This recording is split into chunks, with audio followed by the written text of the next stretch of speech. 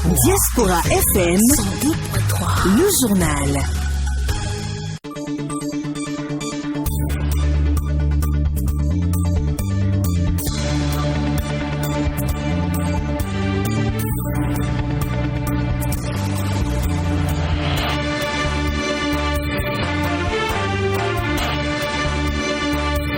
Lundi 13 septembre, c'est l'heure de la grande édition du journal Parler. Mesdames et messieurs, bonjour. Voici le sommet de ce journal. La communauté africaine célèbre aujourd'hui la journée africaine de la technologie et de la propriété intellectuelle. À cette occasion, Alimatou Chadia Souma, ministre de l'Industrie et du Commerce, administrateur de l'OAPI pour le Bénin, président du conseil d'administration, a délivré son message. Selon un bilan provisoire, 5 soldats ont été tués hier dans le centre du Mali, victimes d'une embuscade tendue par un groupe armé terroriste non encore identifié, a annoncé l'armée malienne qui a fait état de 3 morts du côté des djihadistes. Voilà l'essentiel à développer dans cette édition. D'autres sujets vont meubler ce journal. On se retrouve juste après cette courte pause. Aristide Sédji. Bienvenue à tous et à toutes et merci d'avoir choisi la radio africaine pour vous informer. Le 13 septembre de chaque année, l'Organisation africaine de la propriété intellectuelle, OAPI, célèbre la journée africaine de la technologie et de la propriété intellectuelle, date anniversaire de sa création. À l'occasion de la 22e journée, la ministre de l'Industrie et du Commerce a délivré un message que nous vous invitons à suivre. À l'instar de la communauté africaine, notre pays, membre de l'Organisation africaine de la propriété intellectuelle OAPI, célèbre cette journée pour sensibiliser les inventeurs, les chercheurs, les acteurs de la créativité, les opérateurs économiques et les investisseurs potentiels sur le rôle que joue la propriété intellectuelle et l'innovation dans le développement technologique et celui des entreprises et par conséquent dans le développement socio-économique. Le thème de la célébration de la 22e journée africaine de la technologie et de la propriété intellectuelle est propriété intellectuelle, innovation et développement des entreprises en Afrique. Mesdames et messieurs, le choix de ce thème s'explique par notre ferme volonté d'utiliser la propriété intellectuelle comme un moteur de croissance à travers la création et le développement d'entreprises innovantes. En effet, de nombreuses études ont démontré que les plus grandes entreprises dans le monde sont celles qui ont fait de l'utilisation stratégique de la propriété intellectuelle et celle de l'innovation la pierre angulaire de leur développement et de leur compétitivité. Le gouvernement, dans sa politique visant au développement socio-économique de notre pays, a fait de la création et du développement des entreprises un maillon essentiel dans la création des richesses et des emplois. C'est pour cela, il ne ménage aucun effort à l'effet d'encourager et d'accompagner toute initiative publique ou privée dont le but est la création et le développement d'entreprises par l'utilisation stratégique et efficace de la propriété intellectuelle. Mesdames et messieurs, c'est dans cette perspective que l'OAPI, dans le cadre de sa mission d'accompagnement des États membres dans leur développement technologique et économique, va mettre en place des plateformes innovateurs entreprises en vue de permettre aux PME et PMI de ces États membres de disposer des innovations nécessaires à leur développement, leur compétitivité et leur croissance. J'encourage donc les inventeurs, les innovateurs, les centres de recherche, les universités et tout autre acteur de la créativité de notre pays, les opérateurs économiques, les responsables des PME-PMI à participer activement à la mise en place de cette plateforme afin de donner une impulsion et développement d'entreprises en notre pays. C'était à l'instant Madame le ministre de l'Industrie et du Commerce. La pré-rentrée scolaire a démarré ce jour sur toute l'étendue du territoire national.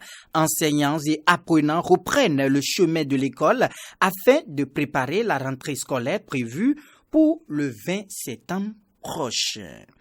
La première session de la Commission nationale de concertation, de consultation et de négociation collective au titre de l'année 2021 a été lancée vendredi à l'Infosec de Cotonou. 3 sujets étaient inscrits à l'ordre du jour. Samson Oké.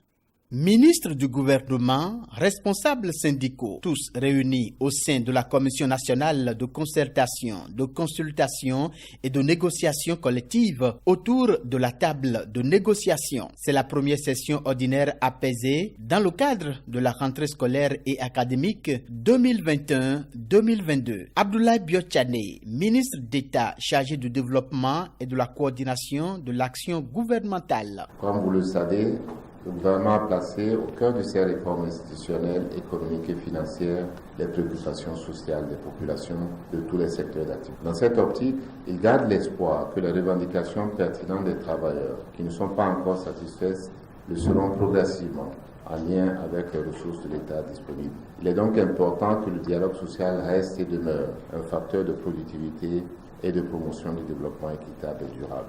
C'est dans cette perspective et celle d'une rentrée scolaire et universitaire normale que je veux vous inviter à un examen objectif des points inscrits à l'ordre du jour de la présente session ordinaire de notre commission. Entre autres points inscrits à l'ordre du jour, l'examen des doléances des travailleurs reçus à l'occasion de la fête du travail du 1er mai. Selon les responsables syndicaux, les objectifs doivent être atteints à l'issue de cette rencontre. Ansem Kovi Amoussou, secrétaire général de la Confédération des syndicats autonomes du Bénin. Je voudrais proposer qu'à la fin donc de cette session qui est principalement consacrée aux préparatifs de la rentrée, que nous puissions prendre la mesure de la situation et faire en sorte que cette commission ait toutes les chances de nous permettre d'atteindre les objectifs que nous nous sommes fixés en faisant la mutation. Au terme de ces assises, des propositions seront faites et des avis émis pour l'amélioration des conditions de travail et des mesures efficaces pour lutter contre la propagation de la COVID-19 en milieu scolaire et universitaire. 432,76 kg de chanvre indien saisis sur l'axe Kandy-Malanville. La saisie a été opérée dans un véhicule de marque Toyota en provenance de Kandy à la hauteur du village de Guéné. Les plaquettes ont été soigneusement rangées à bord du véhicule. Le même service avait saisi le 4 septembre dernier 457 kg de chanvre indien dans la même zone d'intervention, précisément à Bétérou. La zone semble favorable au trafic de stupéfiants, mais les disciples de Saint-Matthieu y gardent les yeux bien ouverts. Des déviances bien entendu observées au niveau surtout de la jeunesse. Je vous le disais, bien entendu au début de cette édition, des déviances s'observent de plus en plus sur les réseaux sociaux. Au nombre de ces déviances, les clashs entre stars, les expositions des parties intimes, les insultes des personnalités, mais aussi des sextapes. Cette dernière qui consiste à filmer ces rapports intimes et à les publier sciemment ou non sur les réseaux sociaux a des conséquences désastreuses sur les victimes, souvent les jeunes filles. Quelles peuvent être les raisons de cette pratique malsaine? Nous avons posé la question à Serge Defodji, spécialiste des questions de la jeunesse et sexuelle, et ardent génotin communicateur. Suivez ici un extrait de la réponse. Il filme ces moments intimes, selon lui, c'est pour se remémorer de ces beaux moments passés ensemble. Il y a des vidéos qui se retrouvent justement sur la place publique par mauvaise manipulation. Mais il y en a qui publient sciemment dans l'intention de nuire à un individu X. C'est le résultat d'une société aujourd'hui où la quête, la ruée vers l'argent a tout fait de supprimer certaines valeurs qui étaient la base sur laquelle reposaient les sociétés. En l'occurrence, l'éducation, en l'occurrence, la valeur du patrimoine que vous portez, en l'occurrence, des valeurs éthiques et morales qui aujourd'hui de plus en plus disparaissent. Lorsque tu es une jeune fille, surtout les filles, il y a aussi les garçons, et tu te retrouves dans des vidéos pareilles, tu es désacralisé. Et cette désacralisation amène tes parents, tes proches à étendre un regard accusateur à ton endroit. Et lorsque ça se passe comme ça, et tu n'es pas préparé pour affronter, ça amène des gens dans la dépression, d'autres vers les suicides, et d'autres n'arrivent plus jamais à se remettre dans la vie. Tout ce que nous faisons, surtout sur les réseaux sociaux, tout ce que nous faisons aujourd'hui peut être retourné contre nous des années beaucoup beaucoup plus tard, lorsque nous n'allons même plus nous rappeler de ça. Lorsque vous avez de noms bizarres, ce que vous faites sur les réseaux sociaux, tout reste et tout vous rattrapera tôt ou tard. Je pense qu'ils seront désormais punis sévèrement par la loi. Mais moi, je propose, au-delà de cette punition qui se limiterait aujourd'hui à des peines de prison et des amendes financières, qu'on aille aussi vers des sanctions exhaustives, des sanctions qui rappellent aux familles dont viennent ces individus qu'ils ont aussi une valeur, qu'ils ont aussi une responsabilité sociétale vis-à-vis de l'éducation de ces enfants. À bon entendeur, salut. Les usagers de la voie Mairie-Dabo-Mekalavi à Conville souffrent le martyre. La traversée de la piste cyclable n'est pas du tout aisée. L'infrastructure se dégrade au jour le jour et expose à des risques énormes. Toka Sarwanga. Des fissures et nids de poules perceptibles sur le tronçon Mairie-Dabo-Mekalavi, carrefour Arconville, au niveau de la route inter-État numéro 2. Le bitume de la piste cyclable dégradée par endroits est source de plusieurs cas d'accidents selon les riverains rencontrés. L'état de la voie Mairie-Kassatou, c'est un peu dégradé. On fait les écalisations là, c'est un peu dégradé. Je trouve que c'est pas bon et ça cause beaucoup d'accidents, sincèrement, ça cause beaucoup d'accidents. Il y a un homme même, il n'y a pas très longtemps, il est tombé là. C'était vraiment, c'est pas du tout bon. Cet état de dégradation serait lié pour certains riverains aux travaux de canalisation effectués par une société publique. C'est un tuyau qui a un problème là. Ils ont cassé et réparé. Mais normalement, comme ils ont fini de réparer le tuyau, ils devraient réparer la voie aussi. Il y a eu un truc là de Sonèvre. Sonèvre avait eu un peu de panne, ils ont creusé un peu la voie là, mais finalement, ils n'ont plus réparé ça, ils ont laissé ça comme ça. Mais d'autres soupçonnent la qualité des travaux lors de la réhabilitation de la route. Ça doit être la qualité des matières avec lesquelles ils ont produit la voie, ça doit être à la base de ça. Les usagers lancent un appel aux autorités pour la réparation de l'infrastructure afin de limiter les cas d'accident. Ce que j'aimerais dire aux autorités, il faut qu'ils essaient de penser à ça pour réparer ça, pour sauver la vie humaine de la population. On implore les autorités de venir arranger la voie pour qu'il y ait moins d'accidents. La route inter-État numéro 2 d'une longueur de 729 km et qui traverse entièrement la commune d'Abo-Mekalavi a été réhabilitée entre 2010 et 2015 avec l'appui de l'Union européenne. Restons toujours dans la commune d'Abo-Mekalavi. L'association sportive Santé Sport de Womé a célébré hier la 3e édition de la journée de l'excellence. 47 meilleurs élèves de la localité ont reçu des kits scolaires. Le geste vise à encourager l'excellence en milieu scolaire. Écoutons respectivement Geoffroy Goulomé, président de l'association sportive Santé Sport de Womé, et Cornela Biaou, représentante des récipiendaires. Ils sont au micro de Clémence Tonokoué. L'objectif que nous visons en choisissant les enfants à l'école, pour nous, ce n'est pas de garder cette initiative pour notre propriété, c'est-à-dire la propriété de l'association Sport Santé Womé.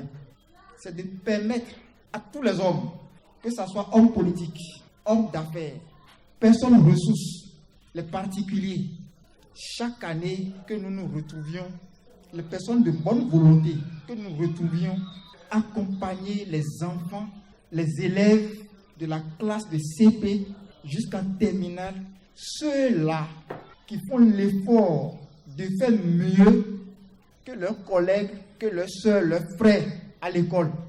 Nous sommes très heureux de faire partie des 47 lauréats de cette 3e édition de la journée de l'excellence qu'organise l'association sportive Sport Santé de Womé. C'est le moment pour nous de remercier le président de la dite association, tout son staff et les membres. Que Dieu vous bénisse abondamment. Nous vous promettons de faire un bon usage des kits scolaires que nous recevrons et d'obtenir de meilleurs résultats encore et encore. Soyez-en rassurés. Les mots nous manquent pour exprimer notre gratitude à votre endroit. Mais nous vous disons juste merci. Merci infiniment. Merci. Les nouvelles africaines et internationales. 5 militaires maliens ont été tués hier dans une embuscade tendue par des djihadistes dans le centre du Mali, a annoncé l'armée du pays. Une patrouille de militaires maliens a énergiquement réagi à une embuscade tendue par un groupe armé terroriste non encore identifié. À la mi-journée, dans le cercle de Massina, a affirmé l'armée dans un communiqué. Elle a fait état d'un bilan provisoire de 5 morts dans ses rangs et de 3 parmi les djihadistes. Le chef de l'opposition guinéenne a appelé la CEDEAO à ne pas imposer de sanctions économiques au pays. Cellou Dalein Diallo, candidat malheureux contre le président Alpha Condé, lors de 3 scrutins présidentiels successifs et ancien Premier ministre 2004-2006, s'est exprimé suite au coup d'État du 5 septembre. Le président sud-africain Cyril Ramaphosa souhaite introduire un passeport vaccinal contre la propagation du coronavirus. Alors que le nombre d'infections continue à baisser en Afrique du Sud, le chef d'État souhaite prendre les devants afin d'éviter une 4e vague. Il s'est exprimé dans une allocution télévisée à la nation hier, précisant la nécessité de ce passeport pour ouvrir complètement l'économie. Abdoul Bagui, le ministre de l'enseignement supérieur du nouveau régime afghan, a confirmé hier que les talibans laisseront les femmes étudier à l'université si elles le désirent, mais elles devront le faire séparément des hommes. Dans les universités et à l'étranger, les inquiétudes sont nombreuses.